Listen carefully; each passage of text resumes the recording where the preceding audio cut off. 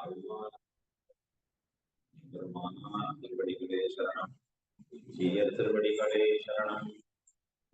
ஸ்ரீசைலேஷதயா பாத்திரம் தீபத்யாதி குணார்ணவம் யதீந்திர பிரவணம் வந்தே ரம்யசமாதரம் துணிம் லக்ஷ்மீநாத சமாரம்பாம் நாதயமுனமத்யமாம் அஸ்மதாச்சார்ய பர்யந்தாம் வந்தே குரு பரம்பரா.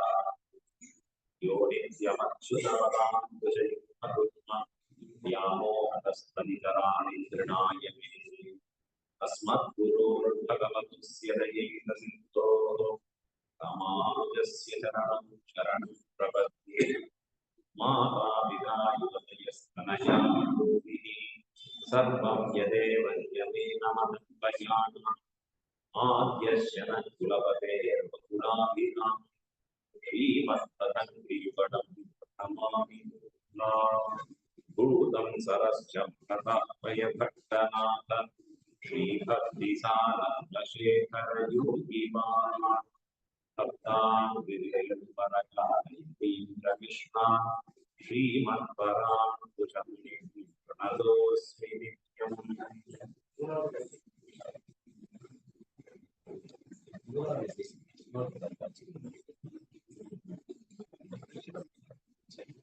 नीरादन्तस्तनगिरिधरी सुत्ताम्बोध्य कृष्णा पारात्यं स्वं श्रुतिसदशिरसिद्धमध्यापयन्ति स्वोच्छिष्टायां सचिनिगडितं यामलाकृत्य भुङ्क्ते उदातस्यै नमगिदमिदं भूयजीवस्तु भूयः अन्नवयல் புதுவை ஆண்டாள் அரங்கற்கு பண்ணு திருப்பாவை பல்பதியம் இசையால் பாடிக் கொடுத்தாள் அப்பா மாலை பூமாலை சுடிக் கொடுத்தாளை சொல்லு சுடிக் கொடுத்த சிலர் கொடியேதும் பாவை பாடித்த வல்லவன் படையாய் அடிநீர் வேங்கடவர்க்கு நெய்தி என்ன இம்மாத்தம் நாம் கடவா வண்ணமே நல்கு.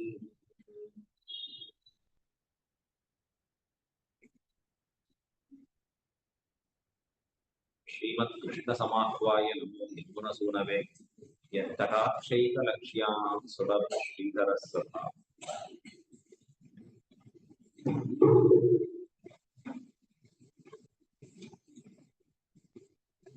பெரியவாச்சன் பிள்ளையோட செய்திருக்கக்கூடிய திருப்பாவியின் வியாக்கியானத்தை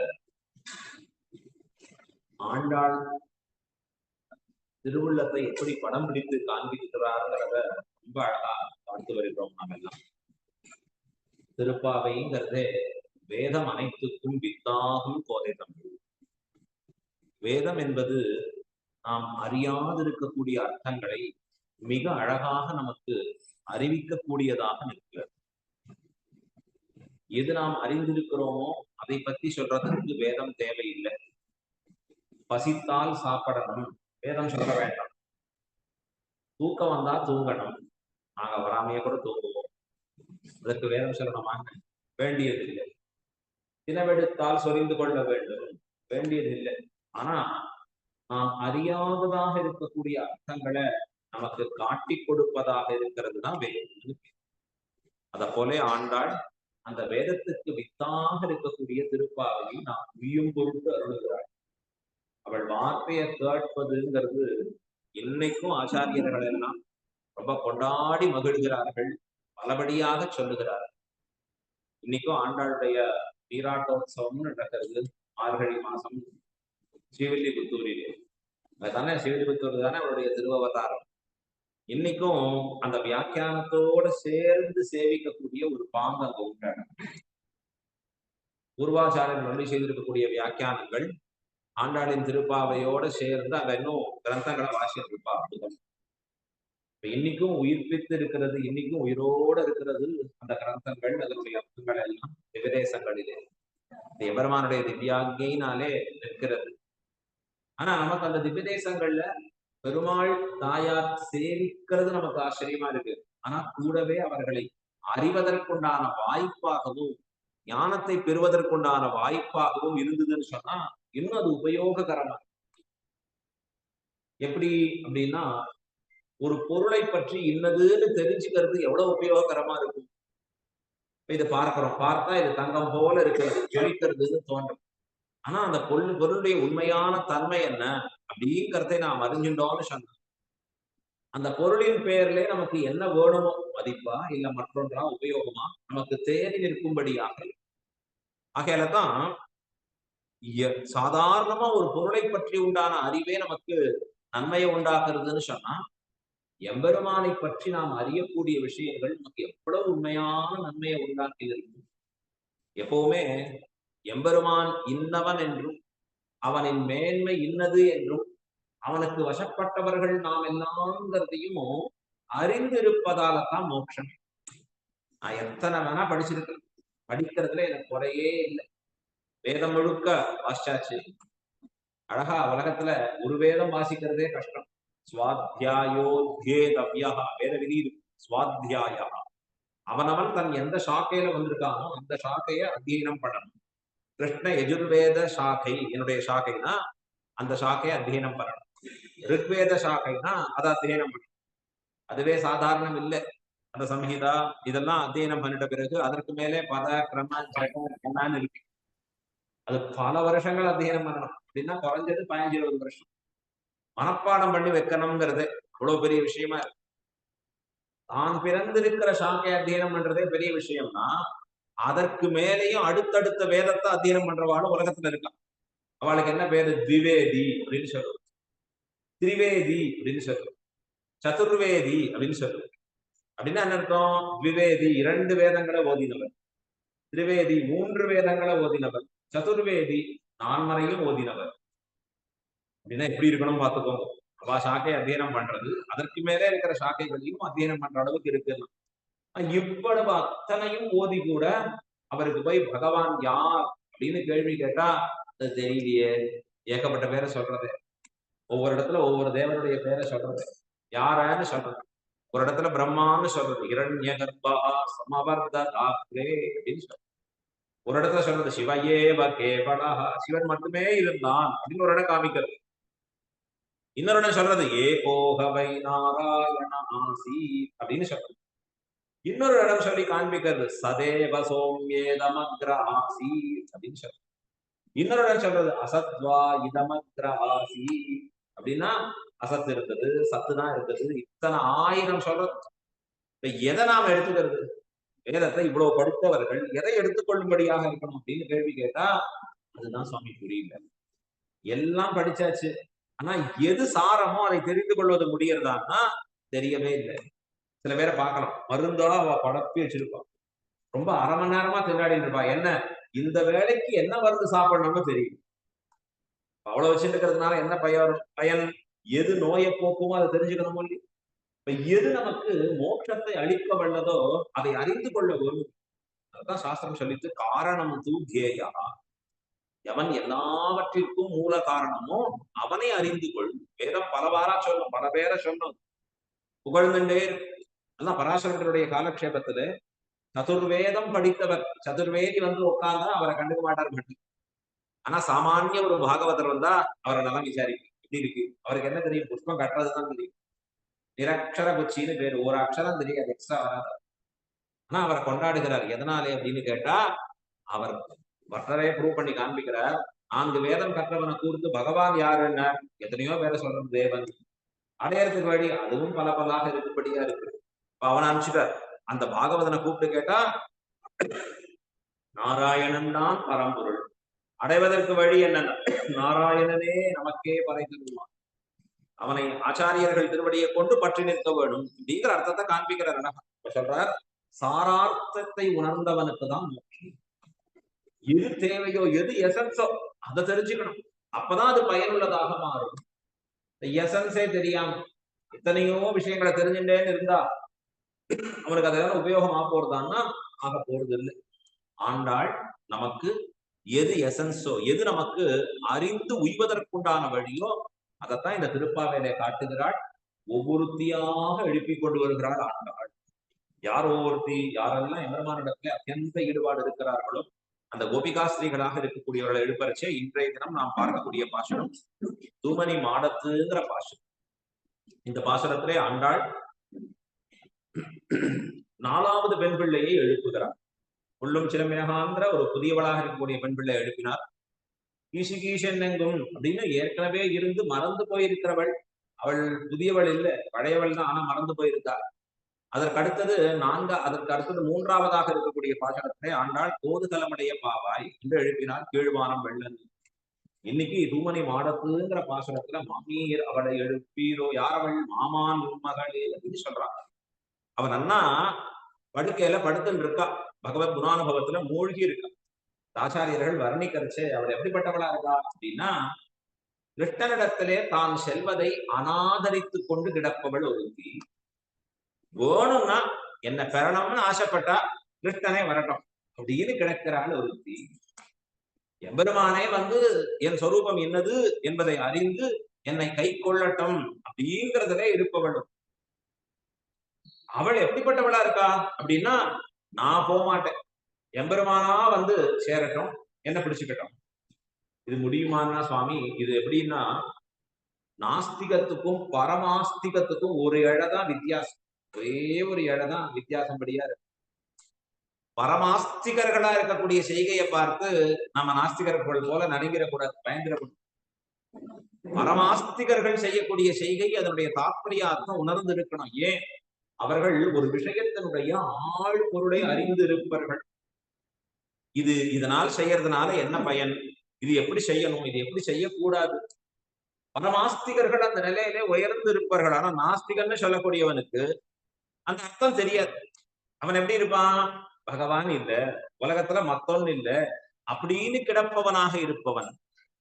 ரொம்ப அழகா பராசர பட்டருடைய காலத்திலே நடந்திருக்கக்கூடிய ஒரு உதாரணம் தெரிவிக்கிறார் பட்டர். திருக்கோட்டியூருங்கிற திவ்ய தேசத்திலே அவர் எழுந்து இருக்கிற பொழுது 2 பேர் அங்க, கோளரி ஆழ்வான், இன்னொருத்தர், அவர் பேர் அழகா இதே மாதிரிதான் வரக்கூடிய திருநாமம். 2 பேரும் ரொம்ப ஆச்சரியமான சிவைத்தவர்கள். ஒருத்தர் நல்ல சத்தான அனுஷ்டானங்களையே பண்ணிட்டு இருப்பார், கிரமேண அனுஷ்டானங்கள் இருப்பார். இன்னொருத்தர் எப்பன்னார், அவர் எழுந்துக்கிறதே ஆச்சரியம் தான், குளிக்கிறது இன்னும் கஷ்டம், அதற்கு மேல மற்ற காரியங்கள்லாம் பண்றது. உடனே பராசர பட்டருக்கு ஒருத்தர் வந்து சொல்றாரு அங்கேருந்து, வாரம் இவர் ரொம்ப அனுஷ்டானங்களே போற மாட்டேங்கிறது, சரியா கிரமேண பண்ண வேண்டியதான அனுஷ்டானங்கள், அகரக சந்தியாம் உபாசித்த சாஸ்திரம் நிறைய சொல்லி கொடுத்துருக்கு, ஆனா இவர் பண்றதை பார்த்தா அப்படி ஒன்றும் தெரியல, நமக்கு ரெகுலரா பண்ற மாதிரி தெரியலையே அப்படின்னு வார்த்தை சொல்ல, அப்ப அதற்கு பராசர பட்டர் தெரிவிப்பறான். அவரை அழைத்து, வா, நீ இந்த மாதிரி கிரமேண பண்ண வேண்டி இருக்கிறது எல்லாவற்றையும் பண்ணணும் இல்லையா, ஏன் பண்ணல அப்படின்னு அவரை பார்த்து கேட்கற. வெளியில பாக்குறச்சே நமக்கு என்ன தோணும், நல்ல ஸ்ரத்தையா அனுஷ்டானம் பண்றாரு, அவரை பார்த்தா சந்தோஷமா இருக்கு, எவ்வளவு கரெக்டா இருக்கார், இப்படி காதால எழுந்துட்டார், அவர் ரொம்ப ஆச்சரியமா அனுஷ்டானங்கள்ல மூழ்கி இருக்கார். இவரை பாக்குறச்சே இவர் ஒண்ணுமே பண்ற மாதிரி தெரியலையே, கொஞ்சம் கூட அவருக்கு அது போறவே மாட்டேங்கிறது அப்படின்னு அவரை பார்த்து இவர் யோசிக்கிறார். இப்ப பராசர பட்டர் கொஞ்சம் மனசுல திருவுள்ளத்திலே அவரை கொஞ்சம் குறைச்சுதான் நினைச்சிருந்தார். பட்டர் போராது போட்டிருக்கு அனுஷ்டானங்கள்லாம், இன்னும் வந்தா நன்னா இருக்கும் போட்டிருக்கோ, நான் யாரோ சொல்றது தானே, அவெல்லாம் எல்லாருக்கும் ஆச்சாரியன் தான் கம்ப்ளைண்ட் வந்து கொடுக்கணும். இப்ப பராசர பட்டர் அங்க கூப்பிட்டு கேட்கிறார் அவரை, இங்க வாரும், நீ பண்ண வேண்டிய அனுஷ்டானங்கள், இன்னைக்கு ஒரு அமாவாசை, இன்னைக்காவது கிரமேண குடிச்சிட்டு பல விஷயங்கள் பண்ண வேண்டாமா, ஒரு அமாவாசையாவது பண்ணி வைக்க வேண்டாமா, தர்ப்பணாதிகள் பண்ணி இருக்க வேண்டாமா. அவர் அப்படி பார்த்தார் பட்டர, பார்த்துட்டு வார்த்தை சொன்னார், இந்த அமாவாசை பண்ற தர்ப்பணங்களால நான் செய்திருக்கிற பாவம் போகும்னு நினைக்கிறீரா அப்படின்னா என்ன அர்த்தம், மலை போல குவிந்திருக்கிறது இந்த பாபங்களை எம்பெருமான் திருவுள்ளம் பற்றி தன்னுடைய திருக்கரங்களிலே இருக்கக்கூடிய சக்கராயுதத்தாலே போக்கினால் அல்லது போக்க ஒண்ணாதுதான். அவரா திருவள்ளம் பத்தி இருக்க வேணும், என்ன பார்த்தவர் என்ன நினைக்கிறோம், நம் பையன் போக்கிறேன் போ அப்படின்னு சொல்லணும். பாப்பங்களை எல்லாம் அவைகளை கண்டு நீ பட்ட படும்பாட்டை அவைகளை பண்ண செய்கிறேன் அப்படின்னு எம்பெருமான் வார்த்தை சொல்லணும். எப்படி ஆழ்வார் சொன்னார், நமன் தமர் தலைகள் மீது யமனுடைய பட்டர்கள் தலையிலே காலை வைத்தேன், அழீர் அவர்னா பயந்து ஓடினீரு, இல்ல இல்ல இப்ப எனக்கு வந்த துணிச்சல் அவர்கள் தலையிலே கால் வைக்கும்படியாக ஆனேன். இப்ப இது எப்படி இருக்கு, அந்த உள்ள இருக்கக்கூடிய அந்த மகா விஸ்வாசமான ஞானம். பட்டர் அப்புறம் திருவுள்ளத்திலே வருத்தப்பட்டார், இவரை போய் இப்படி நினைச்சிட்டோமே, என்னமா ஆத்ம ஞானம் இருக்கு, என்னமா எம்பெருமான் திருவடியில மகா விஸ்வாசம் இருக்கு. ஆகையாலே மேலெழுந்த வாரியாக ஒருவரை பார்த்து என்னவரும் முடிவு செய்வதை தவிர்க்கணும்னு நமக்கு பாடம். நாமளா டிக் பண்ணி மார்க்க போடக்கூடாது. ஃபர்ஸ்ட் யாருக்கு போடணும்? நமக்கு மார்க் போட நமக்கு பழகிடும். நாம அதை மட்டும் மறந்துடுவோம். மத்தவாளுக்கு போட்டுட்டே இருக்கும். போர்லையே இவர் இன்னும் வந்தா நல்லா இருக்குமே, இது சரியா இருக்க மாட்டேங்கிறது. ஏன்னா எனக்கு எப்பொழுதுமே 100 அவுட் ஆஃப் 100 தான். நம்ம மார்க்ல நம்ம எப்போ அங்கதான் வேகன்சியே நிறைய இருக்கு. இல்ல பண்ண வேண்டியது ஏகப்பட்டது. ஏன்னா 0 வெளியே இருக்க மேல ஏத்தனமே கொஞ்சம் கொஞ்சமா. இது எதை போல அப்படின்னா இந்த நிலை எம்பெருமான் திருவடிகள்ல இருக்கிற மகா விஸ்வாசத்திலே அவன் கை எதிர்பார்த்து இருத்தல். பிராட்டியை பார்த்து கொண்டாடுறான். தது தஸ்ய சதுருஷம் பவேத். எம்பெருமான் ஹனுமனை அனுப்ப திருவடி பிராட்டியை சேர்ந்து அவள்கிட்ட பிரார்த்திக்கிறான். அம்மா எனக்கு ஒரு வாய்ப்பை கொடும். என்ன தேவரீர் என் தோல்ல வந்து இருந்தா பெருமாள்கிட்ட சேர்த்து. என்ன பிராட்டி சொன்னா அது நம் காரியம் அல்ல. ஏன் நான் எம்பெருமானுக்கு வசப்பட்டவள். அவன் வைத்த இடத்தை இருக்க வேண்டியவள். பாரதந்திரியமே என்னுடைய சொல். இருக்கிறதுலயும் உயர்ந்த நிலை பாரதந்திரியம்னா இந்த பொருள் இங்க இருந்ததுன்னு சொன்னா அப்படியேதான் இருக்கு. கொஞ்ச நாள் கழிச்சு அந்த பொருள் என்ன சுவாமி இங்க வைக்கலையே என்ன அப்படி கேட்குமான்னா கேட்க. அது எந்த இடத்துல வைக்கிறோமோ அங்கேயே சுகித்து இருக்கும். அது அத போல எம்பெருமான் வைத்த விடத்தை இருக்கணும். எங்க வச்சிருக்காரோ அங்கேயே இருக்கும்படியா இருக்கணும். எனக்கு இது வேணும், எனக்கு இது ஆசை அப்படின்னு சொல்லும்படியா இல்லை. அழ்வார் பாசுரத்துல சொன்னார், படியாய் கிடந்து உன் பவளவாய் காண்பே தனக்கேயாக என்னை கொள்ளுமே. இதே தேவதீருக்கு எப்படி திருப்தியோ சந்தோஷமோ அப்படி என்னை ஆக்கிக் கொள்ள வேணும். நாம ஏன் பிறவியில சுழன்று கொண்டே இருக்கிறோம்? சுவாதந்திரியம், நான் நான் எனதுங்கிறது இருந்துட்டே இருக்கு. இந்த சுவாதந்திரியத்திற்கு நேர் விரோதி தான் பாரதந்திரியம். யானே நீ என் உடமையும் நீயே. எல்லாம் எம்பெருமான் வசம்னு விட்டு அவன் வைத்த விடத்தை இருந்து உழல்கள்.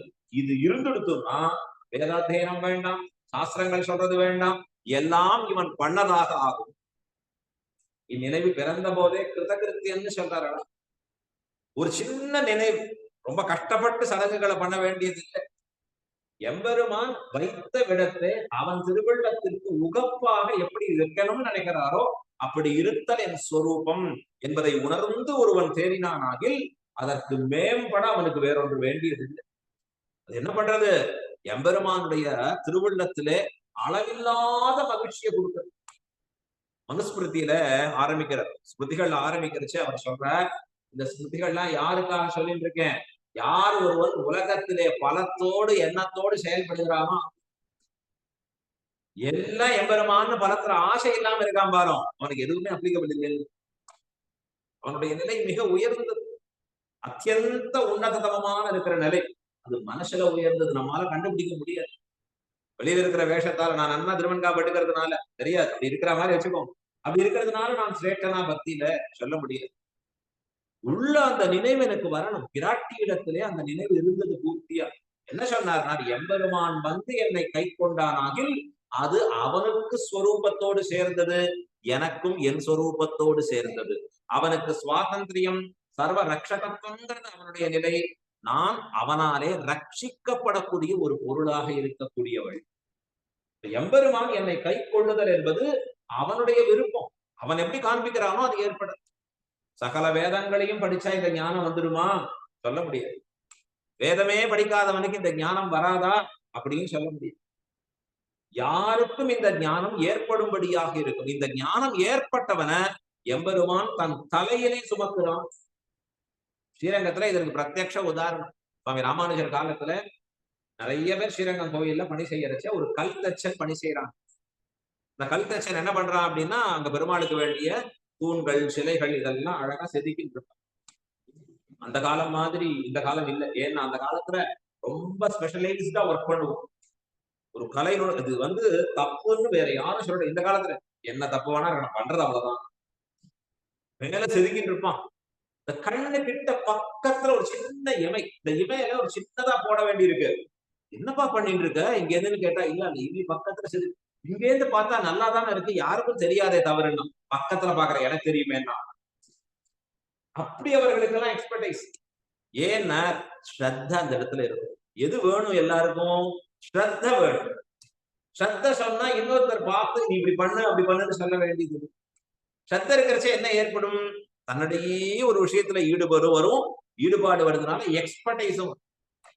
ஏன் அவன் எக்ஸ்பர்ட்னு சொல்லப்படுற ஒரு விஷயத்துல அவர்களுக்கு அந்த ஸ்ரத்த இருப்பதாலே. அப்படிதான் ஒரு கல்தச்சை நாங்க பண்ணிட்டு இருக்கான். ஒரு நாள் பெரிய கல்ல உடைக்கரைச்சியே ஒரு தேரை வெளியில வந்து குதிச்சுது. உனக்கு ஒரே அதிசயம். கல்லுக்குள்ள ஒரு தேரை சுகமா இருக்கு, உயிரோட இருக்கு, வந்து குதிச்சு துள்ளி குதிச்சு ஓடுறது. அவன் யோசித்தான், இது என்ன ஆச்சரியம், கல்லினுள் தேரை, அந்த தேரைக்கு உணவளிப்பவன் எவன்? கருப்பையிலே ஒரு முட்டை இருக்கு, அதுக்குள்ள உணவளிப்பவன் எவன்? இப்படி எல்லாரையும் காற்று புக முடியாத இடத்திலையும் காப்பவன் இருக்கிறச்சே, நான் ஏன் இந்த தொழிலை பணத்துக்காக செய்ய வேண்டும்னு விட்டான் வியாபாரி. இன்னில இருந்து நான் இந்த வேலையை பண்ண மாட்டேன், எனக்கு பணத்துக்காக வேலை செய்யறதுங்கிற அவசியம் இல்லை அப்படின்னு விட்டுட்டான் அவன் தொழில். எவ்வளவு மகா விசுவாசத்தோட விடுகிறான்ங்கிறது முக்கியம். அந்த மகா விசுவாசத்தால என்ன ஆச்சுன்னா, நாள்தோறும் ஸ்ரீரங்கநாதன் அவனுடைய வீட்டிற்கு தான் அரமனை பிரசாதம் சுமந்து சென்றார். தாம் போய் கொடுத்துட்டு வர பிரசாதங்கள்னு ராமானுஜருடைய திவ்ய சரித்திரத்துல காண்பிக்கப்பட்ட. எது வேண்டியிருக்கு? எம்பெருமான் நம்மை ரட்சிக்க கடவன், அவன் ரட்சணத்திலே ஒரு தொய்வில்லைன்னு நினைந்து அதிலே உறுதியோடு இருக்கக்கூடிய தன்மை. இதைத்தான் ஆழ்வார்களும் ஆச்சாரியர்களும் நமக்கு பல நூல்கள் வாயிலாக காட்டி இருக்கிறார்கள். அப்படிப்பட்ட ஒரு பெண் பிள்ளை. அதனால்தான் துகிலன மேல் கண் வளரும் மாமான் மகளே. அதுல கண் வளரும்னா தூங்குறது இல்லை, எம்பெருமான் திருப்படிகள்ல அந்த மகா விசுவாசம் இருக்கக்கூடிய பெண். தன்னுடைய சொரூபமும் அவனுடைய சொரூபமும் இன்னது என்று அறிந்து அறுதியிட்டு அப்படி நிற்கிறா அந்த பெண் பிள்ளை. அவளைத்தான் இந்த பாசனத்திலே எழுப்பி காண்பிக்கிறார் அப்படின்னு தெரிவிக்கிறார். இப்ப இந்த பாசனத்தை எல்லாருமா சேர்ந்து ஒரு முறை அனுசந்தானம் பண்ணுவோம். இது 9வது பாசனம். தூமணி மாடத்து சுத்தும் விளக்கெரிய தூபம் கமழ துயிலன மேல் கண்வளரும் மாமான் மகளே மணிக்கதவம் தாழ்த்திரவாய் மாமீர் அவளை எழுப்பீரோ மகள்தான் ஊமையோ அன்னை செவிடோ அனந்தலோ ஏம பெருந்துயில் மந்திரப்பட்டாளோ மாமாயன் மாதவன் வைகுந்தன் என்னென்ன நாமம் பலவும் நவின்னேலோர் எம்பாவாய். பதவுரை. தூமணி மாடத்து சுற்றும் விளக்கெரிய, தூய்மையான மணிகளாலே ஆயிருக்கக்கூடிய மாடம். அந்த மாடத்திலே சுற்றும் விளக்கு எரிந்து கொண்டிருக்கிறது. தூபம் கமழ, ரொம்ப அழகான தூபம் அங்கே கமழ்ந்து கொண்டிருக்கிறது, நறுமணம் வீசிக் கொண்டிருக்கிறது. தூபம் கமழ. மாமான் மகளே மணிக்கதவம் தாழ்திரவாய். மாமான் மகளாக ஒரு சம்பந்தத்தை சொல்றார். இவருடைய மாமன் மகளாக உள்ள இருப்பவள் மணிக்கதவம். இந்த கதவு இருக்கே, மணிகளால ஆயிருக்கக்கூடிய இந்த கதவை தாழ் திறவாய், இந்த தாள திறந்து விடு என்று சொல்றாள். அந்த சமயத்துல அவள் தாயார் பேச்ச கேட்க, மாமீர் அவளை எழுப்பீரோ, மாமீர் அவளை எழுப்பி போருங்கோள் அப்படின்னு வெளியில இருக்கிற பெண் பிள்ளை சொல்றா. உன் மகள்தான் ஊமையோ, வாய் பேசாதவளா உன் மகள்?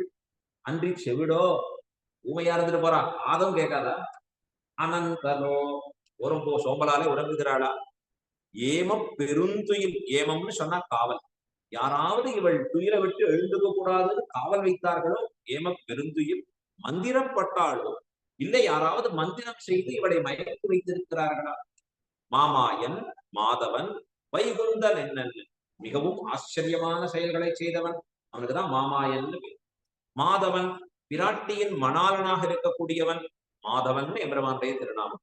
வைகுந்தன், வைகுந்தம்ங்கிற கஷேத்திரத்துக்கு அதிபதியா இருக்கக்கூடியவன் எம்பெருமான் என்று நாமம் பலவும் நவீன். அவருடைய திருநாமங்களை, பல திருநாமங்களை சொல்லினோம், அவள் எடுத்துக்க மாட்டேங்கிறாளா, இன்னும் அவளை எழுப்பி அனுப்புங்கோள் என்று சொல்லும்படியான பாஷை. ரொம்ப ஆச்சரியமா வியாக்கியானம் அருளுகிறார் பெரியவாச்சான் பிள்ளை. தூமணி மாடம், மணிகளாலே ஆயிருக்கக்கூடிய மாடம். ரத்னங்கள்ல அந்த மாடங்கள் இருக்கு. இது எப்படிப்பட்ட ரத்னங்கள்னா தூய்மையான ரத்னம். இந்த ரத்னங்கள்ல தோஷம் இருக்கா இல்லையான்னு பார்க்கணும். அதனாலதான் அதுல கை தேர்ந்தவர்களா இருப்பாங்க. போடுறச்சே வியாபாரத்துல போடுவா, இது ராசி. எதனாலே? கைராசி ஸ்தாபனம் இவ்வளவு நாட்களா இருக்கிறதுனாலே. ஏன் அப்படி? அந்த தொழிலிலேயே ஊன்றி ஊன்றி பார்த்து அதிலேயே இருக்கிற நமக்கு என்ன இருக்கும்? பாக்குறதெல்லாம் கல்லா இருக்கும், பாக்குறதெல்லாம் ரத்னம் போல இருக்கும். அதனாலதான் நம்மகிட்ட வியாபாரம் பண்றது ரொம்ப ஈஸி. ஏன்னா வித்தியாசமே கண்டுபிடிச்சாவது கொடுத்துட்டு போயிடுவாங்க. இப்ப எது நல்லது, எது சிறந்தது, எது உயர்ந்தது, அப்படி பிரிச்சு பார்த்து கொடுக்கும்படியா இருக்கு. அதனாலதான் அந்த காலத்துல என்ன பண்ணுவாங்கன்னா தொடர்ந்து எல்லாமே ஃபேமிலி கன்சர்ன்டா வச்சுட்டு இருப்பான். அப்படின்னா இவர்கள் எல்லாருமே தங்களை சார்ந்த டாக்டரும் ஃபேமிலி டாக்டர், இவருக்கு இருக்கிற லாயரும் ஃபேமிலி இதுவா இருப்பார், இந்த வியாபாரம் பண்றவாலும் அவளும் ஃபேமிலி இதுவா இருப்பார். மளிகை சாமான் வாங்குறாளே அது கூட எங்க தாத்தா காலத்துல இருந்து அங்கதான் வாங்குறோம் அப்படின்னு தொடர்ந்து சொல்லும்படியா இருக்கா. ஏன்? அதனாலே அந்த ஒரு பந்தத்துல புரியும்படியா இருக்கும். இதனால நமக்கு என்ன நன்மைன்னு தெரிந்திருக்கும்படியா இருக்கும். இல்லைன்னா நாம புரியாத இடத்துல தெரியாத டாக்டர்கிட்ட போறச்சே நுழையச்சே ஃபர்ஸ்ட் சிடி ஸ்கேன் முடிச்சிடுவாங்க. நான் கை வலி, சிடி ஸ்கேன் முடிச்சாதான் அடுத்ததே பார்க்க முடியும். எதற்கு முதல்ல ஆரம்பிக்கணும், எப்படி ஆரம்பிக்கணும்? இல்ல அந்த மாதிரி இருக்கிறதுங்கிறச்சு. இவருடைய மாடத்துல இருக்கக்கூடிய ரத்னங்கள் எப்படி இருக்குன்னா தூமணி மாடம். தோஷமே சொல்ல முடியும். ஒரு துளி தோஷம் இல்லாத ரத்னங்கள் நிரம்பி இருக்கு. ரங்கநாதர் அணிஞ்சிருக்கிற அந்த ரத்னாங்கி போல எத்தனை சூரியர்கள் சேர்ந்தா அப்படி இருக்கும் அந்த ரத்னாங்கி. அந்த மாதிரி இருக்கு அழகா. தூய்மையான மணிகளாலே ஆயிருக்கக்கூடிய மாடம். ஆழ்வார் ஒரு பாசுரத்துல அருள்கிறார். துவளில் மணிமாடமோங்கு அப்படின்னு சொல்றாரு. துவளில் என்றால் குற்றமில்லாதபடியாக இருக்கக்கூடிய மணி மாடங்கள் சூழ்ந்து இருக்கக்கூடிய எம்பெருமானுடைய ரொம்ப அற்புதமான திவ்யதேசம்னு கொண்டாடுறார். இந்த இடத்துல பெரியவாச்சாரர் எடுத்து சொல்றார். ஆண்டாள் நாச்சியார் போய் எழுப்பக்கூடிய கோபிகைகள் இவர்கள் எல்லாம் ராஜ மகிழ்ச்சிகளாக பெருமாளின் மனைவிகளாக இருக்கக்கூடியவர்கள். அவர்களுடைய இடம் எப்படி இருக்கு? தூமணி மாடம். பெருமாளுடைய மாடம் எப்படி இருக்கு? துவலில் மணி மாடம். என்ன வித்தியாசம்? ராஜாக்கள் என்ன பண்ணுவார்னா ரத்தனங்கள்ல இருக்கிறதுலயே ரொம்ப சிறந்ததா வரதெல்லாம் கொண்டு அரண்மனை உள்ள இருக்கிற அந்தப்புறத்தை அமைப்பாங்க. கொஞ்சம் சுமாரா இருக்கிற ரத்தனங்கள் தன்னுடைய மாளிகை அமைச்சுப்பாங்க. அவனுக்கு ரொம்ப பிடிச்சவா யார் அப்படின்னா தன்னுடைய மகிழ்ச்சி தான்.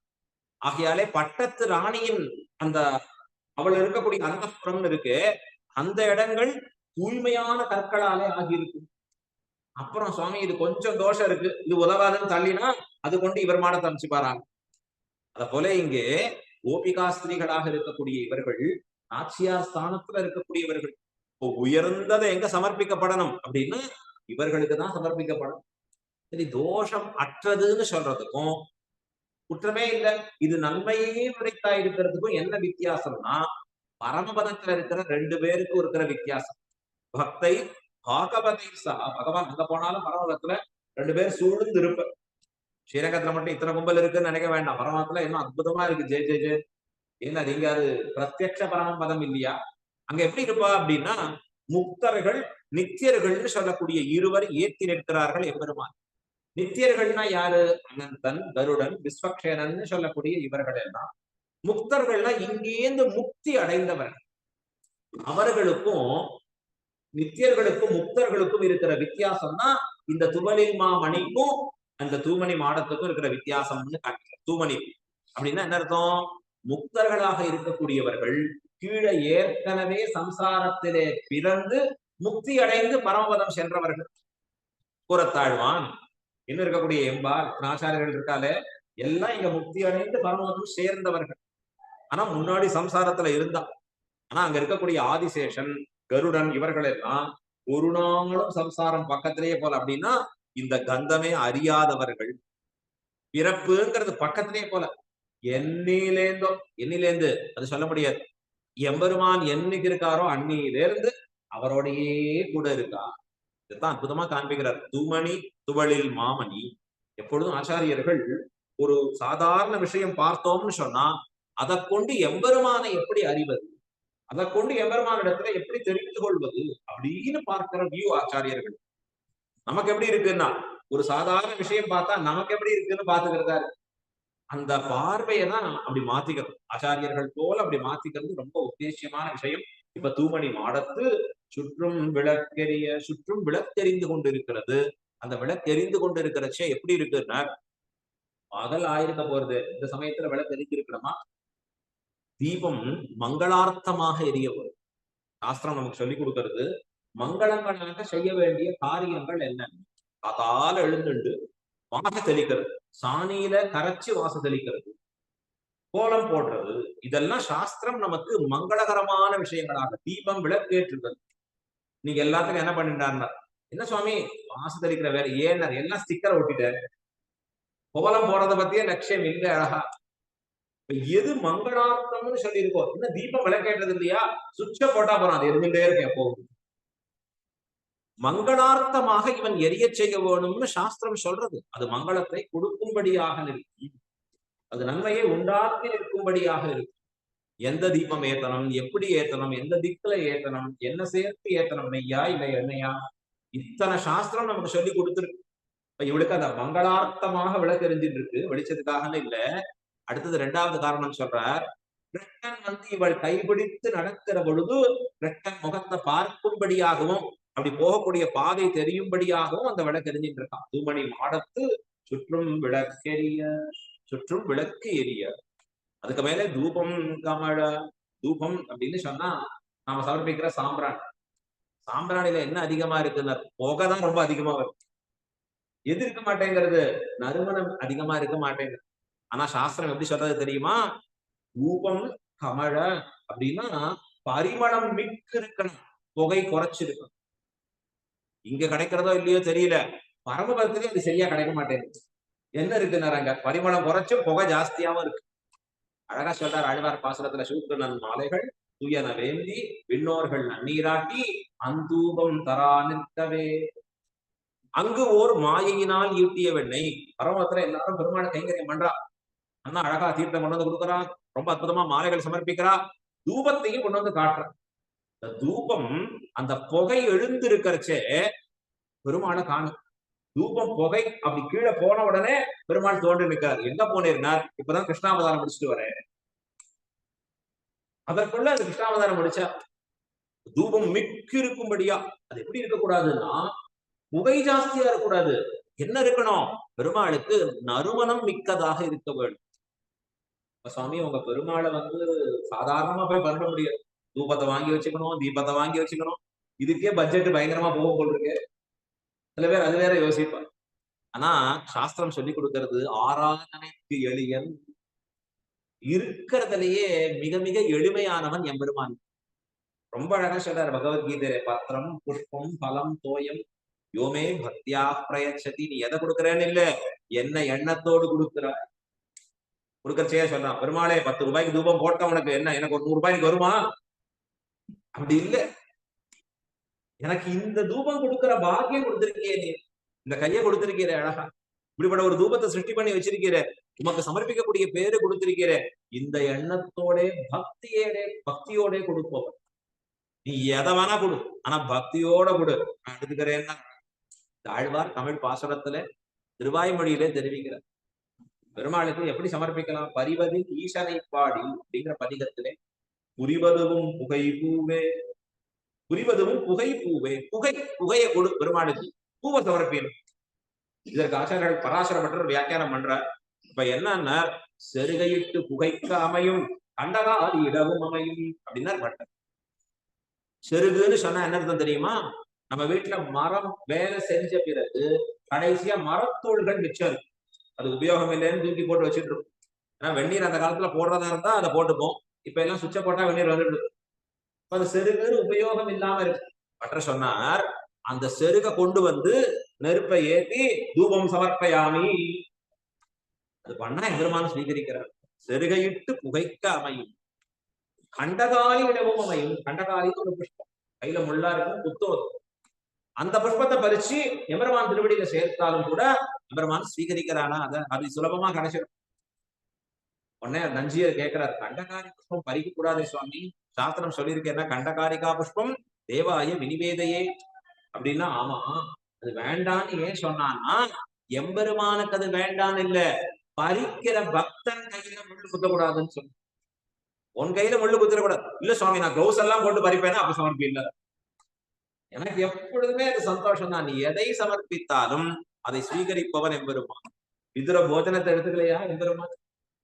அறுசுவை உணவோட காத்திருந்தான் துரியோதன். மாட்டேன்னுட்டார். ஏன்னர் நீ எனக்கு விரோதினர். உனக்கு எனக்கு என்ன விரோதம்னார்? பஞ்சபாண்டவர்களுக்கு விரோதி, அவர்கள் என் பக்தர்கள் ஆகையால நீ எனக்கு விரோதி. விரோதியினுடைய அன்னத்தை புஜிக்க கூடாது, சாஸ்திரம் சொல்லி. ஆகையால எங்க போறான் எம்பெருமான்? விதுரருடைய ஆத்துக்கு போறான். அவர் பாவம் அன்னைக்கு ஏதோ ஒரு அப்பளத்தை பொதிச்சு ஏதோ வெறுமை எதையோ ஒரு சாதாரண ஒரு குழம்பு ஏதோ பண்ணி வச்சு உட்கார்ந்து இருக்க. பெருமாள் வந்தார்னு உடனே பதறி போயிட்டார். ஐயோ கிருஷ்ணா எங்காத்துக்கா என்ன கொடுக்கறது? இப்படி பதறினார் அப்படி பதறினார், எதையோ கொண்டு வந்து சாதிச்சார். எதை முதல்ல சாதிச்சாருன்னு தெரியல. முதல்ல மோர கொத்தினாரா இல்ல கடைசியா கருவில போட்டாரா, எந்த ஆர்டர்ல சேர்த்தாருன்னு தெரியாது. சிவைஷ்ணவத்துல ஒரு ஆச்சாரியனுக்கு பேரே இருக்கு, மோர் முன்னார் ஐயன் பேரு. ரொம்ப ஆச்சரியம் சிவைஷ்ணவ சம்பிரதாயத்துல. அவர் ஃபர்ஸ்ட் மோர் சாதம் தான் எடுத்துவார், முதல்ல மோர். சுவாமி இப்படி இருக்க ஆர்டர் அப்படின்னா, ஆச்சாரியன் உண்ட சேஷத்தை இவர் உண்பறான் நாள்தோறும். அந்த உண்கிற பொழுது ஆச்சாரியன் கடைசியா முடிச்சது மோர் சாதத்துல முடிச்சிருப்பார். அந்த மோர் சாதத்துல இருந்தா இவர் ஆரம்பிப்பார். ஏன்னா அந்த ருச்சி மாறாம தான் எடுத்துப்பார். அதனால அவர் பேர் என்ன? மோர் முன்னாரையன், பொன்னத்தூர் ஐயன் ஃபேமஸ். அவர் எழுதின கிரந்தங்கள் பார்த்தா தலையை சுத்து நமக்கு. எல்லாம் சம்ஸ்கிருதத்துல அப்படி இருக்கும் அழகா. ஜீவஜன பூஷண மீமாம்சா பாஷ்யம் அப்படின்னு எழுதி மகாஜானிகளாக இருந்திருக்கக்கூடிய ஆச்சாரியர்கள். இப்ப இது அழகா அந்த கிரமத்துல தெரிவிக்கிறார், கிளீனா காண்பிக்கிறச்சு. இந்த மோருங்கிறதுக்கு இவ்வளவு ஆச்சரியமா அதை எடுத்துக்கணும்னு தோணும். இப்ப தூபம் கமல, அதாவது இப்படி இந்த தூபத்தை கண்டகாரிகா புஷ்பம் தேவாய வினிவேதையே எம்பெருமானுக்கு சமர்ப்பிக்க கூடாதுன்னு சொல்லப்பட்டிருக்கேன்னு சொன்னா, இப்ப பட்டர் தெரிவிச்சார், நீ உன் கையால் முள் குத்தாதுன்னு நினைச்சு சமர்ப்பித்தால் அதையும் நான் ஸ்வீகரிக்கிறேன், அதையும் நான் ஏற்றுக்கொள்வதற்கு தயாராகத்தான் இருக்கேன். விதுர போஜனத்தை அப்படிதான் ஸ்வீகரிச்சான் எம்பெருமான். ஸ்வீகரிச்ச பிறகு விதுரன் எல்லாம் முடிச்ச பிறகு சொன்னான், பெருமாளே நான் உனக்கு என்ன சமர்ப்பித்தேன்னு எனக்கு தெரியல, ஆனா ஒண்ணு மட்டும் சமர்ப்பித்தேன். என்னன்னா, நீர் வந்த உடனே ஒரு பரபரப்பானேன்னு பாரு, அதுதான் உனக்கு சமர்ப்பணம். கிடுகிடுன்னு ஐயோ என்ன வந்துட்டாச்சே, நான் என்ன கொடுக்க போறேன் என்ன கொடுக்க போறேன் நானே அப்படி மனசுல, அதுதான் அடியனுக்கு இன்னைக்கும் நாம பெருமாளுக்கு திருவாராதனம் பண்ணி தடுகை அமுது செய்விக்கிறச்சே போய் காமிக்கிறோமே பெருமாளுக்கு, ஐயோ ஸ்வீகரிக்க வேணும் தேவரே அப்படின்னு அந்த தடுகையை காமிக்கிறோமே. நல்ல வேளை பெருமாள் எதையும் எடுத்துன்றது இல்லை, நாமும் திருப்தியா அதை எடுத்துக்கிறோம். ஏன்னா தைரியமா உள்ள கொடுக்குறான், திருப்பி வரும் அத்தனையும். கேக்குற சுவாமி பெருமாளே எடுத்துட்டாருன்னா அடுத்த நாள்லயே கொடுக்கவே மாட்டாங்க. பாக்கணும், நான் மானசீகமா வச்சுக்கிறாங்க. அதனாலதான் இதுக்கு என்ன பேரு ஸ்ரீவைஷ்ணவ சம்பிரதாயத்துல அப்படின்னா, எம்பெருமானுக்கு கண்டருள பண்ணுதல். அவன் திருக்கண் படும்படியா பண்றான். அவர் கொண்டருளினாங்க முடிஞ்சு போச்சு. ஏன்னா உலகமுண்ட பெருவாயா உள்ள போயிட்டே இருக்கும். இது எங்க பார்க்கலாம்? இன்னும் திருவேங்கடமலையில பார்க்கலாம். கரெக்டா ஆழ்வார் அவருக்கு தான் பாசனம் கொடுத்துருக்கு. எடுத்தது எவ்வளவு எல்லாம் அண்டாண்டாவா தான் போகும் அங்க திருவேங்கடமலையில பாக்குறதுங்கிறச்சு. இப்ப ரொம்ப ஆச்சரியமா இதற்கு அர்த்தம் காண்பிக்கிறார்கள். எம்பெருமானுக்கு ஒரு போஜனத்தை நாம கொடுக்கறச்சு, தடிகையை சமர்ப்பிக்கிறச்சு, விதுரனுடைய அன்னத்தை நீர் எப்படி புஜித்தீரோ அப்படி இந்த உணவை உட்கொள்ள வேண்டும். இன்னைக்கு சொல்றோம், ஒவ்வொரு திருமாளிகையிலையும் சொல்றோம். அப்ப எவ்வளவு தன்னேற்றம் அவருக்கு யோசிச்சு பாருங்க. இப்ப செய்வதை பக்தியோட செய். இது வேணும் அது வேணும் அது எம்பெருமானுக்கு இல்லை. ஏன்? அவர் சிருஷ்டித்த பொருளையே அவர் கொண்டு கொடுக்கிறார். இது என்ன அநியாயம்? நான் கொடுத்தேன் பாரு, நான் கொடுத்தேன் பாரு அப்படின்னு. ஏன்டா கொடுத்ததே நான் தான். இந்த மரத்தை வச்சது, அதுல புஷ்பத்தை கொண்டா வரும்படியா பண்ணது எல்லாம் தான் பண்ணி இருக்கிறச்சு. இப்ப நான் நமக்கு இருந்ததோ இல்லையோ அந்த எண்ணம் தான் விரோதம். நான்கிற எண்ணமற்று எதை கொடுத்தாலும் எம்பெருமான் சுமக்கிறான். அதை கீழே பார்த்தோம். அதாவது குறும்பருத்த நம்பிங்கிற ஒரு சுவாமி உயர்ந்திருக்கக்கூடிய மண் புஷ்பங்களை சமர்ப்பிக்க எம்பெருமான் அதை தலையாலே சுமந்தான் திருவேங்கட மாமலையில அப்படிங்கிறத பார்த்தோம். நாம இப்ப தூபம் கமழ துயிலறமேல் கண்வளரும். இந்த தூபம் மிக்கிருப்பதாக இருக்கிறது, பரிமளம் மிக்கு இருக்கிறது. துயில் அணை மேல் அப்படின்னா படுக்கையின் மேலே கண்வளரும். ஸ்ரீவைஷ்ணவ சம்பிரதாயத்துல ரொம்ப அழகான பரிபாஷைகள் இதெல்லாம். தூங்குறது அப்படின்னு சொல்ல மாட்டேன், எப்படி சொல்றது? கண் வளருதல் அப்படின்னு. திருக்கண் வளர்ந்தருளினார் அப்படின்னா என்ன அர்த்தம்? சுவாமி உறங்கின்னு இருக்காருன்னு அர்த்தம். நமக்கு என்ன கண்ணு என்ன வளருது அப்படின்னு புரியாத அந்த பாஷை பரிபாஷைகளை தெரிய தெரிய தெரிய நமக்கு ரொம்ப பிரயோஜனம் உடையதா இருக்கும். தமிழ் வளர்க்கப்படுறது ஸ்ரீவைஷ்ணவத்துல. அப்படி துயிலனமே கண் வளரும். இவளுக்கெல்லாம் வெளியில இருந்து ரொம்ப கஷ்டமா இருக்கு. என்ன கஷ்டமா இருக்கு? எங்களுக்கெல்லாம் மென்மலர் பள்ளி வெம்பள்ளியாலோ கிருஷ்ணனை விட்டு பிரிஞ்சிருக்கோம். பிரிஞ்சிருக்கிறபடியாலே படுக்கையே குளிர்ச்சியா இருந்தாலும் அப்படியே சூடா இருக்கிற மாதிரி இருக்கு எங்களுக்கு. முள் குத்துறா மாதிரி இருக்கு. உனக்கு என்னமா சுகமா தூங்குற? துயில் அனமேல் கண்படர். என்ன ஆச்சரியம் உனக்கு? அது எப்படி உனக்கு பொருந்தி இருக்கிறது இந்த படுக்கை? எங்களுக்கு தான் பொருந்தாதபடி நாங்கள் இங்க எல்லாம் காத்துட்டு இருக்கோம். எம்பெருமான் எப்ப போறதுன்னு காத்துட்டு இருக்கோம். துயில் அனமேல் கண் வளரும் அப்படின்னு அவளை பார்த்து சொல்லி, மாமான் மகளே மணிக்கதவம் தாழ்திரவாய், மாமான் மகளே என்று ஒரு சம்பந்தத்தை இடுகிறது. ரொம்ப ஆச்சரியம். மாமான் மகள் என்று சொன்னால் உடலாலே ஏற்படக்கூடிய உறவு. இதுக்கு என்ன பேரு? தேக சம்பந்தம். தேக சம்பந்தம் என்றால் உடல் உடையவர்களாக இருக்கக்கூடியவர்கள். அப்படின்னா எங்க தாத்தா, எங்க பாட்டி, இவருடைய மாமா, இவருடைய அத்தை. இன்னும் சில பேர் சொல்லுவா, இவருக்கும் எனக்கு இருக்கிற உறவு தெரியுமா? எங்க அத்தையோட தாத்தாவோட. கடைசியா எல்லாரும் ஓடிட்டே இருப்பா பூர்த்தி. அத்தனை சொல்லி முடிக்கும்படியா இருக்கும். அந்த உறவு ஸ்ரீவைஷ்ணவ சம்பிரதாயத்திலேயே தியாஜ்யம் என்று சாஸ்திரம் சொல்றது. ஆழ்வார் பாசுரத்துல சொல்ற என்ன சொல்ற அப்படின்னா, கொண்டபெண்டிர் மக்களுற்றார் சுற்றத்தவர் பிறரும் கண்டதோடு பற்றதல்லால் காதல் மற்ற யாதும் இல்லை அப்படின்னு வார்த்தை சொல்ற. அப்படின்னா என்ன அர்த்தம்? கொண்டபெண்டிர் மக்கள் உற்றார்னு இப்படி இத்தனை இருக்கு. இது உடனடியாக வந்திருக்கக்கூடிய உறவுகள் அப்பிரயோஜனம். கண்டதோடு பற்று அது அல்லால் காதல் மற்ற யாரும் இல்லை, ஒண்ணும் இல்லை பெருசா அப்படின்னு சொல்ற ஆழ்வார். இப்ப இந்த தேக சம்பந்தம் வேண்டாம், தொலைக்கப்பட வேண்டியதுன்னு சொல்லியிருக்கிறச்சே, ஆண்டாள் இங்க சொல்றா மாமான் மகளே அப்படின்னா எதனால இது சொல்லும்படியா இருக்கு? சீவைஷ்ணவ சம்பிரதாயத்துல எது உயர்ந்தது? உடல் சம்பந்தத்தை காட்டிலும் ஆத்ம சம்பந்தம் உயர்ந்தது. ஆத்ம சம்பந்தம்னு சொன்னா எனக்கும் இன்னொருத்தருக்கும் உறவே இல்லாத ஒருத்தருக்கும் என்ன உறவுன்னா, அடியேனும் எம்பெருமானின் அடியவன், அவரும் எம்பெருமானின் அடியவர். இந்த அடியவர்ங்கிற உறவு தான். ரெண்டு பேருக்கும் அடியவருங்கிற உறவு சேர்த்து வைக்கிறது. வைஷ்ணவத்துல அடியவருங்கிற உறவு தான் மிகச்சிறந்த உறவு. தேக உறவு என்பது அவ்வளவு முக்கியம் இல்லை.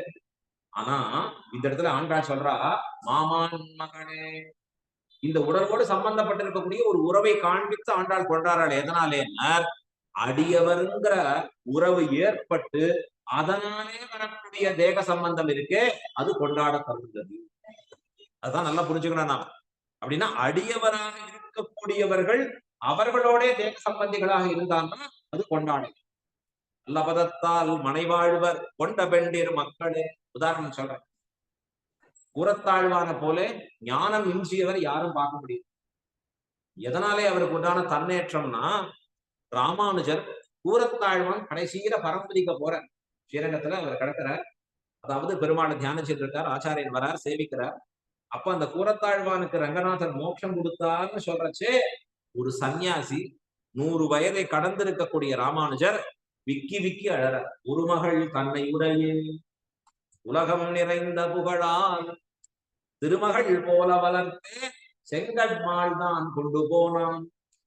நாம இந்த பாசனம் இந்த வரிய கடகடன்னு சொல்லிட்டோமோ இல்லையோ, சுவாமி ராமானுஜருக்கு இதை சொல்றதுக்கு 1/2 மணி நேரம் ஆச்சு. ஏன்னா ஒரு மகள் தன்னை உடையேன் அப்படின்னு அழ ஆரம்பிச்சுடும். பலபலபலன்னு கண்ணீர் அப்படியே பெருகி நிற்க. அடுத்த வரி வரமாட்டேங்குது. உலகம் நிறைந்த புகழா அப்படின்னு சொல்லிட்டு கண்ணீர் பெருகு. யார சொல்றாரு அவர்? கூறத்தாழ்வான பார்த்து சொல்றாரு. ஒரே சிஷ்யன் தானே. உலகம் நிறைந்த புகழாளரான வளர்த்தேனே இது. ஐயோ இந்த ரங்கநாதர் கொண்டு போறாரு, இங்கே ரங்கநாதர் கொண்டு போறாரு அப்படின்னு கதறுகிறார் ஒரு சன்னியாசி. என்ன ஆச்சரியம் இது? ராமானுஜர் ஒருவர் தான் சிஷ்யரா. ராமானுஜருக்கு இவர் ஒருத்தர் தான் சிஷ்யரா. அவர் எப்படி பேர் வருவார்னா, பின்னாடி பார்த்தார்னா 12,000 பேர் வரும் சிவையிட்டவர்கள்.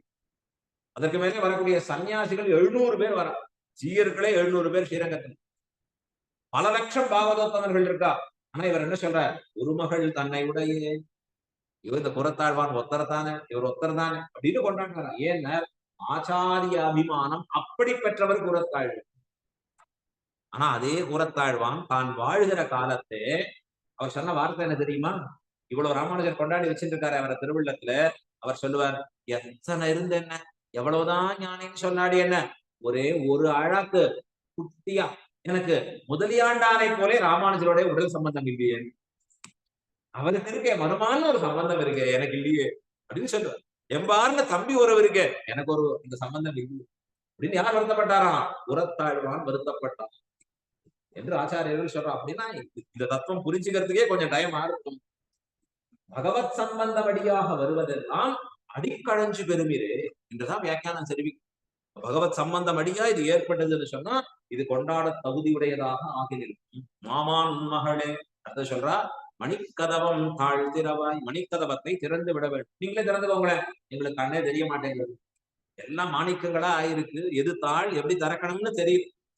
சில பேர் ஆத்துல அப்படிலாம் டிசைன் பண்ணி வச்சிருப்போம். நாம ஏதோ அது இது மாதிரி இருக்கும்னு நினைப்போம், அதுதான் ஒரு கதவா இருக்கும், திறக்கும் அழகா பூர்த்தி. அது போல இவள் கேட்கிறா, மணிக்கதவம் தாழ்த்திரவாய். அப்ப அந்த சமயத்திலே அவள் தாயார் அவளை எழுப்ப புக, மாமீர் அவளை எழுப்பீரோ, மாமீர் அவளை எழுப்பி அருள வேண்டும் என்று பிரார்த்திக்கிறாள்.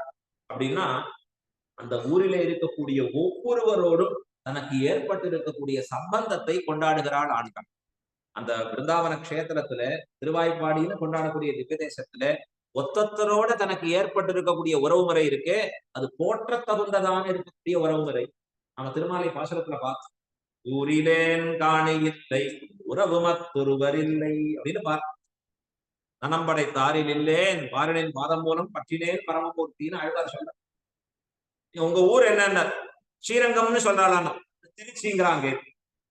ஸ்ரீரங்கம்னு சொல்லும்படியா ஒரு ஊர். சரி, அந்த இடத்துல ஏதான ஒரு சின்ன இடம் இல்ல, யாரோ ஒரு உறவுக்காரா, அப்ப ஏதான அப்பப்போ ஒரு சம்பந்தம் இருக்குமே நமக்கு, எதுவுமே இல்லையே. அந்த சம்பந்தம் துளியும் அற்றவனாக வாழும்படியாவனாக இருக்கிறேன். ஏன்னா ஏதோ ஒரு சம்பந்தம் அந்த திவ்ய தோஷத்தோட கிடைக்க பெற்றால் இது நாம் பெற்ற பாக்கியம்னு கொண்டாடுகிறார்கள் ஆழ்வார்கள். அதான் இங்க ஆண்டாள் சொல்றா, மாமீர் என்று அவளோட இருக்கக்கூடிய சம்பந்தம், அவள் தாயாரோட இருக்கிற சம்பந்தம், அதை கொண்டாடி காண்பிக்கிறாள். இங்க மாமீர் அவளை எழுப்பீரோ, அவளை கொஞ்சம் எழுப்பக்கூடாதா நீர்? ஏன்னா உன் மகள் தான் ஊமையோ, பேசலா, பேச மாட்டாளா அவள்? இவ்வளவு கதறோம் நாங்க, ஒரு வார்த்தை மறுமாற்றம் சொல்ல மாட்டேங்கிறாள். அதற்கு மேலே சரி ஊமையாவது இருந்துட்டு போறா, அன்றி செவிடோ, காதும் கேட்டாதா? எழுந்து கதவு திறக்கலாமே. காது கேட்டதுன்னா பேச முடியாட்டியும் நடந்து கதவை திறக்கலாமே, அதையும் செய்யாது உறங்குகிறாளே. அன்றி செவிடோ அனந்தலோ, ரொம்ப பெருமானோட நெடும் பொழுது அவனோட கலந்து பரிமாறி ஆகையாலே அண்ணாலே தளர்வாளே உறங்குகிறாள் அப்படின்னு அனந்தலோ என்று காண்பிக்கிறாள். இந்த இடத்துல ஊமையோ அன்னி செவிடோன்னு சொல்றதுனால அது குறையோ, அவர்களை குறைச்சு சொல்லும்படியா இருக்கோமா? அப்பப்ப நாமும் ஆத்திர சொல்லிட்டே இருக்கும், எவ்வளவு சொல்ற செவிடா அதுல விடாத அப்படின்னு சட்டு சட்டுன்னு சொல்லிட்டு நமக்கு அந்த அங்க ஹீனர்களை பார்க்கறச்சேயே நமக்கு மனசுல அவ்வளவுதான் குறை போல் இருக்கு, அது குறைதான் போல் இருக்கு அப்படின்னு நினைக்கிறோம். ஆனா உண்மையிலேயே எம்பெருமான் அவர்களுக்கு தான் கருணை பண்ணி வச்சிருக்கு. நிறைய கருணையே அங்கதான். அதுக்குதான் ரொம்ப அழகான ஒரு பேர் நம்முடைய அரசாங்கத்துல கொடுத்திருக்கா, திவ்யாங்க்வாலே அப்படின்னு பேர். அப்படின்னா திவ்யமான அங்கங்களை உடையவர்கள். அவர்களுக்கு அங்க குறைவீனம் இருக்கு. நாம அத இங்கிலீஷ்ல ஆங்கிலத்துல சொல்றச்சே பிசிக்கலி சேலஞ்ச் அப்படின்னு வார்த்தை சொல்லுவோம். ஆனா இந்த ஹிந்தியில அதற்கு ஒரு பேர் கொடுக்குறான், ரொம்ப அழகான இந்த கவர்மெண்ட்ல கொடுக்கக்கூடிய பேர் திவ்யாங் அப்படின்னு சொல்லி. திவ்யமான அங்கத்தை உடையவர்கள். ஆனா அது என்னன்னு தெரியாது, ஏதோ ஒரு பாட்டு அவர்களுக்கு எம்பெருமானுடைய கருணையாலே ஒரு கிஃப்டட் இருக்கு அழகா. சீவைஷ்ணவ சம்பிரதாயத்துல ஆச்சாரியர்கள் ஊமையா செவிடா பறக்கலையேன்னு சொன்னவார்கள். யாரு? நான் கூறத்தாழ்வானே சொல்லியிருக்கேன். எவ்வளவு ஆச்சரியம் பாருங்க. கூறத்தாழ்வான் எப்படிப்பட்டவர்னா திருப்பி திருப்பி அவருடைய மேதாவிலாசம் தெரிஞ்சுக்கணும். சம்ஸ்கிருதத்துல இருக்கக்கூடிய வியாக்கரண சாஸ்திரத்திலே கரை கண்டவர் கூறத்தாழ்வான். 4000 சூத்திரம் இருக்கு. அந்த சூத்திரங்கள்ல இருந்து ஏற்படுகிற சப்தம் இருக்கே 40 கோடி சப்தங்கள். 40 கோடினா எப்படி இருக்குன்னு பாத்துக்கோங்க. அந்த சப்தங்கள் ஒன்னொன்னையும் விற்பத்தி சொல்லி அது எப்படி தோன்றித்து எந்த சூத்திரத்தாலேன்னு சொல்ற அளவுக்கு புத்திசாலித்தனம் பார்த்துட்டு வரேன். என்னையதான சந்தேகம் கேட்டா நாளைக்கு பார்த்து சொல்றேன். முதல்ல வந்த உடனே பார்ப்பேன், அவ இருக்கான்னு அந்த பக்கம் திரும்பாவும் அப்படி திரும்பிடும். ஏன்னா நீ கேட்பாடு திரும்பி சந்தேகம். கூறத்தாழ்வாருக்கு அப்படி இல்லை, கேட்டா அடுத்த க்ஷணத்துல வரும். அப்படின்னா ஒரு நடமாடும் என்சைக்ளோபீடியா. அப்படிப்பட்ட மகானுபாவர், மகா வியாக்கரணம், மகாபாஷ்யம்னு பேரு, வியாக்கரணத்தினுடைய அர்த்தங்கள் எல்லாம் அதை கரை தேர்ந்தவராக இருக்கக்கூடியவர். அவர் சொன்னார், நான் போய் ஸ்ரீரங்கத்துல ஒரு உண்மையா பிறக்கலையே. எந்த நடந்தது அப்படின்னா, ஸ்ரீரங்க கஷேத்திரத்துல சுவாமி ராமானுஜர், அவருக்கு என்ன பேரு? காரே கருணை ராமானுஜர். அந்த ஸ்ரீரங்க கஷேத்திரத்திலேயே ஒரு ஊமை சுத்திண்டே இருக்கும். எங்க சுத்துவான்னா கோயிலையே சுத்துவான். கரெக்டா டயத்துக்கு வந்துடுவான். அவனுக்கு தெரியும் பெருமாளுக்கு இப்ப பொங்கல் வாங்கி சாப்பிடுவான் அழகா. அவனுக்கு வாயும் பேச வராது, காதும் சரியா இருக்காது, அப்படியே திரிந்துட்டே இருக்கிறதான் வேணும். இந்த மகானாக சுவாமியினுடைய திருக்கண் நோக்கு அவன் பேர்ல பட்டு. அவர் எவ்வளவு கருணை அவனுக்கு. ஐயோ பாவம், இவன் எதுவும் அறியாதவனாக உழல்கிறானே, எதுவும் தெரியாம இப்படி சுழண்டுட்டே இருக்கானே, இவனுக்கும் சந்ததியை உண்டாக்க வேண்டும் அப்படின்னு ஒரு நாள் திருவள்ளுவர் பத்தினார். அவன் கையை பிடிச்சிட்டார், கடற்கரை நேரா தன்னுடைய மடத்துக்கு அழிச்சிருப்பான். தாயார் சன்னதி கடந்து வெளியில வந்த ராமானுஜருடைய மடம், இன்னைக்கும் ஸ்ரீரங்கநாராயண மடம். அங்க அழைச்சிட்டு விறுவிறுன்னு வேகமா போறார். புறத்தாழ்வான் பார்த்துட்டு இருக்கார். என்ன இப்படி வேகமா போயிட்டு இருக்காரேன்னு பாக்குறது, தன்னுடைய அறைக்குள்ளே அழைச்சிட்டு போய் கதவை தாளிர்ந்தார். கதவை சாத்திட்டார். புறத்தாழ்வான ஒண்ணும் இது நமக்கு தெரியாம என்ன இப்படி கூட்டிட்டு போறார், என்ன பண்ண போறார் அப்படின்னு அவருக்கு புரியல. அந்த தாளிட்ட பிறகு நடுவுல ஒரு ஓட்டை இருக்கு. இந்த ஓட்ட வழியா புறத்தாழ் சுவாமி ராமானுஜர் மேல அப்படி அமர்ந்து இருக்கிறார். அந்த ஊமையை கீழே அமர சொல்லுகிறார். தன்னுடைய 2 திருவடியினை தாமரைகளையும் எடுத்து அவன் தலையில அழுத்தி சொல்றார், இதுதான் உனக்கு. அழகா அதை காண்பிச்சு இதுதான் உனக்கு உபாயம்னு காண்பித்தார். இதை பார்த்த கூரத்தாழ்வான் கண்கலங்கி மூர்ச்சித்து விழுந்தார்கள். என்ன, ஐயோ ஆழ்வானாய் பிறந்து கெட்டேனே, மகாபாஷ்யத்தை கற்று கெட்டேனே அப்படிங்கிறார்கள். பேசாம படிக்காத ஒரு ஊமையா பிரிந்து அங்க திரிந்திருக்கலாமே ஸ்ரீரங்க கஷேத்திரத்துல. ஏன்னா நேரே எம்பெருமானார் என்ன அடிச்சு இந்த திருவடியை வச்சிருப்பாரு. இவ்வளவு பெரிய பாக்கியம். ஆகையால்தான் இன்னைக்கும் எம்பெருமானாருடைய சம்பந்தம் யாருக்கு இருக்கு இல்லைன்னு சொல்ல முடியும். அவருடைய கருணை சகலர் பேர்லையும் பரிபூர்ணமாக இருக்கக்கூடியது. ஒரு ஊமையிடத்திலே கிருபை பண்ணணும். அதுதான் என்ன பேர் சொல்றோம், ஆரே கருணை ராமானுஜா இக்கடலிடத்தில் ஆரே அறிபவன் என் அருளின் தன்மை. எம்பெருமான் அப்படி இயங்குவரோ தெரியாது, நம்மகிட்ட இறங்குவரோ தெரியாது. ஆனா ராமானுஜர் அப்படி இறங்கக்கூடியவர். உமையோ அன்னி செவிடோ அனந்தலோ ஏம பெருந்தியில் மந்திரப்பட்டாலோ. காவலிட்டார் யாரேனும் உண்டா? தூக்கத்திலிருந்து எழுந்து கூடாது அப்படின்னு யாராவது காவலோட காத்து நிற்கிறார்களா? இல்ல உன்னை மந்திர பொடி விட்டார்களோ? அந்த காலத்துல இந்த மந்திர பொடின்னு போடுவோம். அப்படி போட்டா மயக்கம் வந்து என்னன்னே பண்றோம்னு தெரியாதபடி இருக்கு. அத போல மாமா ஏதான ஒரு மாயமான பொடி கொண்ட இடத்துல தூவினார்களோ. அம்மான் பொடி தூவினார் உண்டோ? ஆமா, எதனாலே பெருமாள் முகமே அப்படித்தான். எப்படி இருக்கு அவருடைய முகம்? உன்முகம் மாய மந்திரந்தாங்களோ. ஒரு முறை அந்த முகத்தை பார்த்தாலே கண்ணாம் சுழ இடுமா, அப்படியே மயக்கம் ஏற்படும்படியாக இருக்குமா. அதனால ஏம பெருந்தியில் மந்திரப்பட்டாளோ. அவள் தாயார் சொல்றா, எம்பெருமானுடைய திருநாமங்களை சொல்லும். எப்பொழுதுமே பகவத் பக்தியிலே நிரம்பி இருப்பவர்களுக்கு எம்பெருமானுடைய திருநாமமே தாரகம், போஷகம், போக்கியம் எல்லாம். அழகா ஆழ்வார் பாசுரத்துல வருது. இன்னைக்கு ரொம்ப அற்புதமா சொல்ற அழகா இந்த கட்டுவிச்சின்னு சொல்லக்கூடிய கட்டுவிச்சி எப்பொழுதுமே வந்து குறி சொல்பவளாக இருக்கிறார். அவள் வார்த்தையெல்லாம் ஆழ்வார் என்னமா சொல்றாரு அழகா. இன்னைக்கும் அப்படிப்பட்டவர்கள் இருக்கா. அந்த ஊர்களை போய் பார்க்கறச்சே நமக்கு தெரியாது. இது இவளுக்கு நோய் வந்திருக்கு, என்ன நோய்னு பாரு. என்ன கட்டுவிச்சி பாக்குறா, எழுந்துக்கவே மாட்டேங்கிறா, பேசவே மாட்டேங்கிறா, அப்பப்ப பெருமூச்சு விடுறா, கீழே மயங்கி போய் விழுந்துடுறா. நமக்கு இன்னைக்கு எது வந்தாலும் உடனே டாக்டர் கூட்டிட்டு போயிடும். அது என்ன நோய், எதற்காக மருந்து? அந்த கட்சி சொல்றா, அவ கட்டுவிச்சி சொல்றா, இவளுக்கு வந்திருக்க நோய் சாதாரணம் இல்ல, இது தீர்ப்பதற்கு ஒரு மருந்து இருக்கு. எதுன்னா எம்பெருமானின் அடியார்களின் தமரடின் ஈடுகொண்டு இவளுக்கு பூசும்போ சரியா போயிடும். எம்பெருமான இடத்துல காதல் வசப்பட்டு மயங்கி இருக்கிறாள் இவள். என்ன அழகான பாசுரம் அது காண்பிக்கிறது. இளம் தெய்வம் அன்னிது இவள் நோயும் தீர்த்து கொள்ளாது போய் எத்தனை பாசுரங்கள் அற்புதமா காண்பிக்கிறார். அப்ப அவர்களுக்கு எது இருக்குன்னா எல்லாம் எம்பெருமானுடைய திருநாமமே எல்லாமாக இருக்கிறது. தனக்கு தாரகமா, போஷகமா, போக்கியமா எங்க பார்க்கலாம்? சீதா பிராட்டி இடத்திலே பார்க்கலாம். சீதைக்கு தாங்க முடியல மனசு. ராவணன் படுத்துற பாடு, கூடவே இந்த அரக்கிகள், அவனாவது தொழிஞ்சு போறான். இந்த அரக்கிகள் கொடுமைப்படுத்துற, அவளை பார்த்தாலே கொடுமையா இருக்கு. ஒரே கண்ணு, தலையை விரிச்சுண்டு பயங்கரமா இருக்கு. இதற்கு நடுவுல சீதை உயிர் வாழடிச்சே யோசிச்சா, நாம இனி பிராணனோட வாழ வேண்டாம் அப்படின்னு தன்னுடைய பெரிய கூந்தல் அதை கொண்டு முடிந்து கொண்டு தான் ஆத்மஹத்தி செய்து கொள்வதாக தற்கொலை பண்ணிக்கலாம்னு சீதை முயற்சி பண்றச்சே அவனை காப்பாத்தினது எதுன்னா ராமநாமம் காப்பாத்து. அனுமார் அந்த எம்பெருமானுடைய திருநாமங்களை சொல்ல, அவனுடைய சரித்திரங்களை சொல்ல, அதனாலே உயிர் தரித்து நின்னாள் பிராட்டி.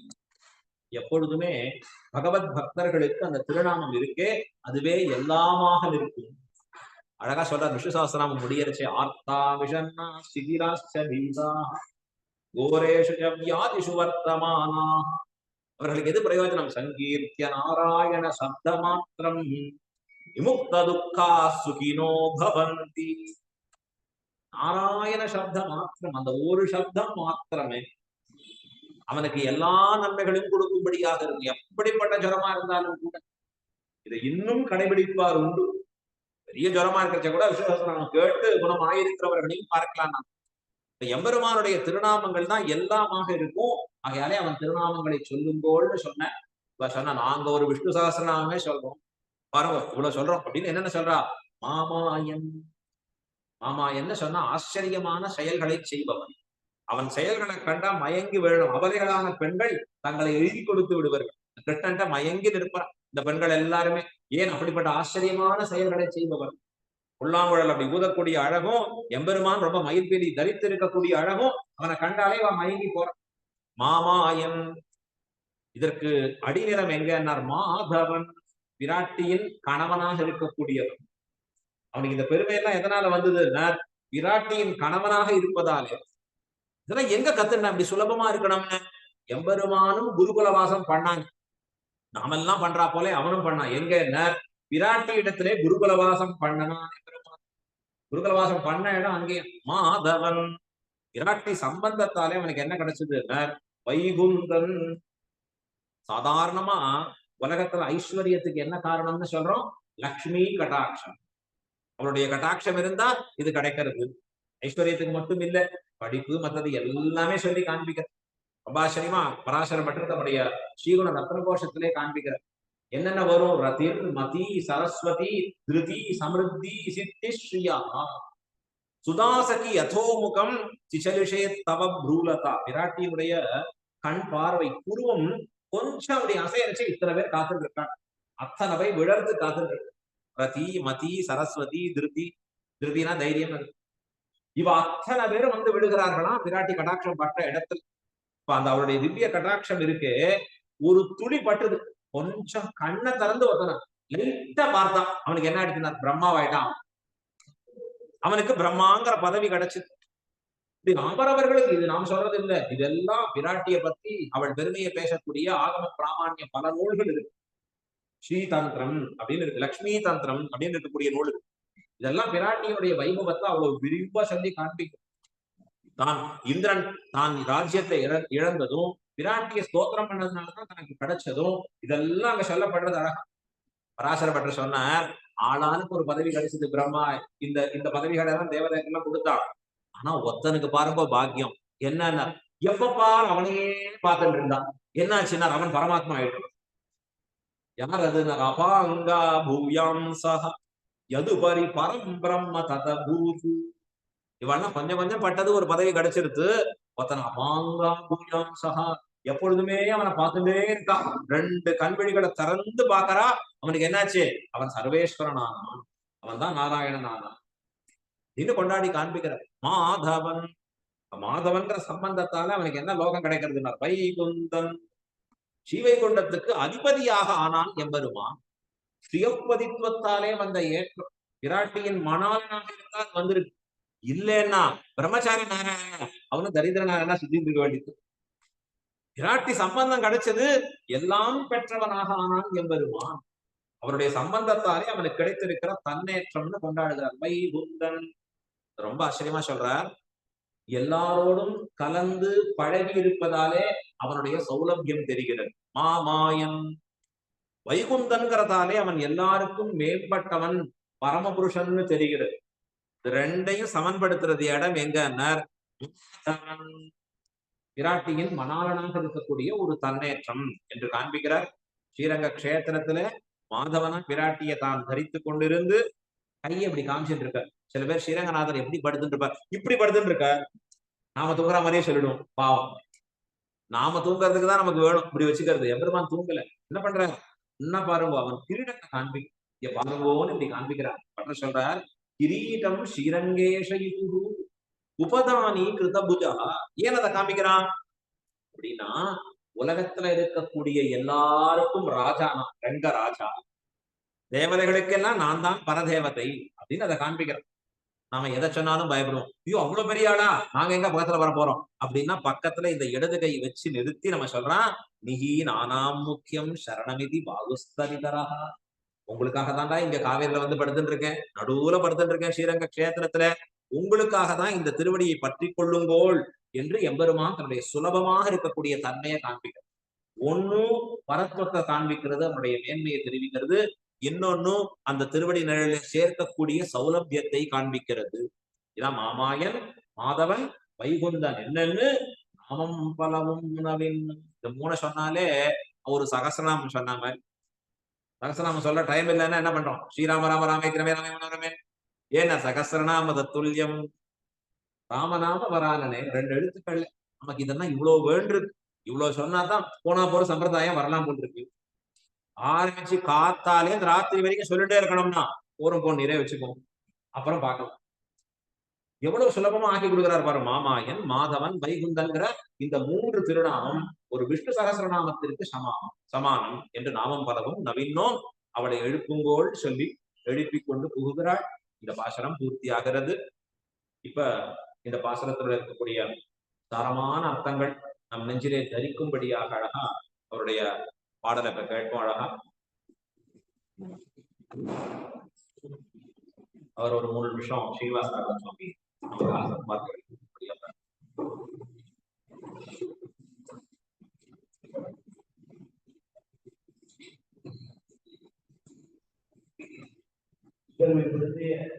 இந்த சபை